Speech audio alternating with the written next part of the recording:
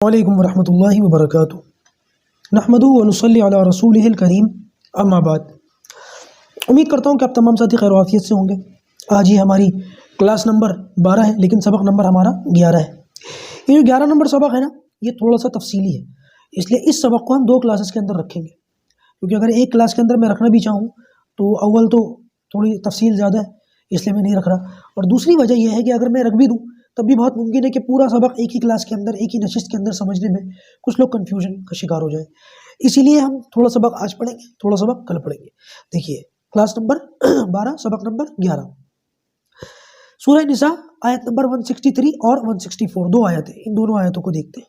اللہ تبارک و تعالیٰ ارشاد فرماتا ہے، انا اوحینا الیک، اے پیغمبر ہم نے آپ کے پاس وحی بھیجی ہے، کما اوحینا الی نوح والنبیین من بعدہ، جیسے نوح علیہ السلام پر اور ان کے بعد دوسرے پیغمبروں پر ہم نے وحی بھیجی تھی، اور وَأَوْحَيْنَا إِلَىٰ ابراہیم، اور ہم نے ابراہیم علیہ السلام پر وحی بھیجی، و اسماعیل اور اسماعیل پر، و اسحاق اور اسحاق پر، و یعقوب اور یعقوب پر، والاسباطی اور یعقوب علیہ السلام کی اولاد پر، و عیسیٰ اور عیسیٰ پر، و ایوب اور ایوب پر، و یونس اور یونس پر، و ہارون موسیٰ علیہ السلام کے بھائی اور ہارون پر، و سلیمان اور سلیمان پر، و آتینا داود زبورا، اور داؤد کو ہم نے زبور عطا فرمائی، و رسولا قد قصصناہم علیک، اور کچھ نبیوں کے حالات ہم نے آپ کو بتا دیے، و رسولا لم نقصصہم علیک، اور کچھ نبی تو ایسے ان کے حالات ہم نے آپ کو نہیں بتائے ہیں، وکلم اللہ موسیٰ تکلیما، اور موسیٰ علیہ السلام سے تو اللہ تبارک و تعالیٰ نے براہ راست کلام کیا ہے۔ یہ موسیٰ علیہ السلام کی خصوصیت ہے کہ اللہ تبارک و تعالیٰ نے ان سے ڈائریکٹ کلام کیا ہے زمین پر رہتے ہوئے، یہ خصوصیت موسیٰ علیہ السلام کے علاوہ کسی کو حاصل نہیں ہے۔ ٹھیک ہے، اچھا بھائی اتنے سارے نبیوں کے نام آئے تو صحیح تعداد کیا ہے نبیوں کی، پیغمبروں کی، اس بارے میں سوال پیدا ہو سکتا ہے، تو اس کا جواب اللہ تبارک و تعالیٰ نے جو ہے نبی کریم صلی اللہ علیہ وسلم سے دلوایا ہے۔ حدیث ہے، پوائنٹ نمبر 2 حدیث، اس حدیث میں اسی کا جواب ہے۔ حضرت ابو امامہ رضی اللہ تعالیٰ عنہ سے روایت ہے، فرماتے ہیں کہ ابو ذر غفاری رضی اللہ تعالیٰ عنہ نے رسول اللہ صلی اللہ علیہ وسلم کی خدمت میں عرض کیا کہ یا رسول اللہ، نبیوں کی تعداد کتنی ہے، پوری تعداد کیا ہے نبیوں کی؟ آپ صلی اللہ علیہ وسلم نے ارشاد فرمایا کہ 1,24,000، ان میں سے رسولوں کی تعداد 315 ہے، یہ بہت بڑی تعداد ہے رسولوں کی۔ نبیوں اور رسولوں میں ایک فرق ہوتا ہے، شاید میں پہلے بھی کئی بار بتا چکا ہوں، آج پھر سن لیجئے۔ نبیوں کا درجہ، نبوت کا جو درجہ ہوتا ہے نا تھوڑا سا چھوٹا ہوتا ہے، اور رسول کا جو درجہ ہوتا ہے وہ بڑا ہوتا ہے۔ رسول وہ ہوتا ہے جس کو کوئی نئی شریعت یا نئی کتاب دے کر کے بھیجا جاتا ہے، اور نبی کو کوئی نئی شریعت یا نئی کتاب نہیں دی جاتی، پرانے ہی کسی رسول کی شریعت اور اس کی کتاب کے مطابق وہ دعوت لے کر کے آتے ہیں۔ اور آپ صلی اللہ علیہ وسلم کی خاصیت یہ ہے کہ آپ خاتم النبیین ہیں، آپ کے بعد نہ کوئی رسول آئے گا نہ کوئی نبی آئے گا، اللہ کے رسول بھی ہیں، نبی بھی ہیں، ٹھیک ہے۔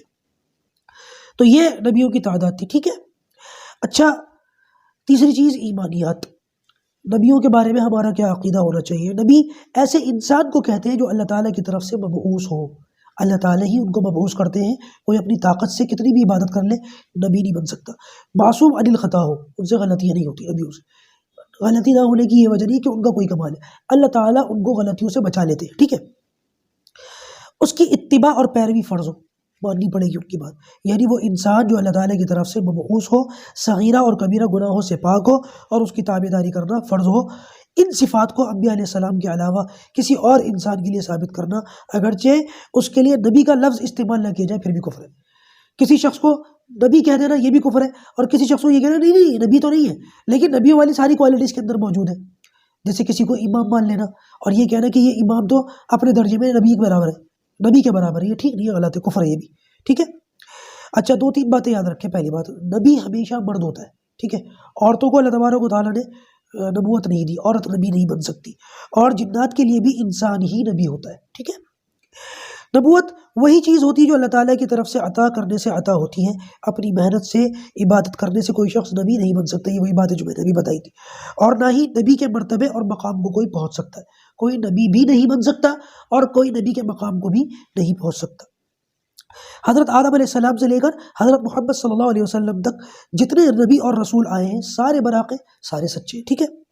اچھا بھائی، انبیاء علیہم السلام کی وفات کے بعد بھی انبیاء علیہ السلام اپنی قبروں میں اسی طرح حقیقتاً نبی اور رسول ہیں جس طرح وفات سے پہلے ظاہری حیات مبارکہ میں نبی اور رسول تھے۔ البتہ اب باقی تمام انبیاء علیہ السلام کی شریعت منسوخ ہو چکی اور قیامت تک کے لیے نجات کا مدار صرف اور صرف حضرت صلی اللہ علیہ وسلم کی شریعت پر ہے۔ نبی اپنی قبروں میں چلے گئے لیکن پھر بھی وہ نبی ہیں، البتہ ان کی نبوت پر تو ہم ایمان لائیں گے، لیکن ان میں سے کسی کی شریعت پر چلنے کا حکم نہیں ہے۔ چلنے کا حکم صرف اور صرف نبی کریم صلی اللہ علیہ وسلم کی لائی ہوئی شریعت پر ہے، اسی کے مطابق ہم چلیں گے، اسی کے مطابق ہم عمل کریں گے۔ اچھا، ایک بات یاد رکھیے کہ جب نبی سوتے ہیں نا تو نبی کی صرف آنکھ سوتی ہے، ان کا دل نہیں سوتا۔ اسی وجہ سے نبیوں کو خواب میں جو چیز نظر آتی ہے وہ بھی وحی ہوتی ہے۔ نبیوں کے خواب بھی سچے ہوتے ہیں، نبیوں کو خواب بھی وحی جو ہے وحی دکھائی جاتی ہے خواب کے اندر بھی۔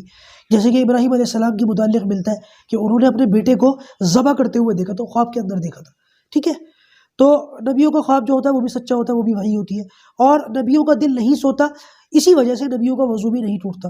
عام آدمی جب سو جائے تو اس کا وضو ٹوٹ جاتا ہے، نبی اگر سو جائے تو ان کا وضو نہیں ٹوٹتا جب تک کہ کسی اور وجہ سے وضو ٹوٹنے کی کوئی وجہ ثابت نہ ہو جائے۔ اگر نبی صرف سو جائے تو سو کے اٹھ جائے، اس وجہ سے خالی وضو نہیں ٹوٹتا، اس لیے نبیوں کا جو وضو ہے وہ باقی رہتا ہے۔ آج کا سبق انشاءاللہ عز و جل ہم یہیں تک رکھتے ہیں۔ کلاس تھوڑی چھوٹی ہے لیکن کوئی بات نہیں، یہیں تک رکھتے ہیں۔ کل کی جو کلاس ہے وہ تھوڑی تفصیلی ہے، مسائل آئیں گے ان کو انشاءاللہ ذرا تفصیل سے سمجھیں گے، اور تھوڑا سا طبیعت بھی ناساز ہے، آپ کو آواز سے محسوس ہو گیا ہوگا۔ دعا کیجیے گا اللہ تعالیٰ امت کے تمام بیماروں کو شفا عطا فرمائے۔ السلام علیکم ورحمۃ اللہ وبرکاتہ۔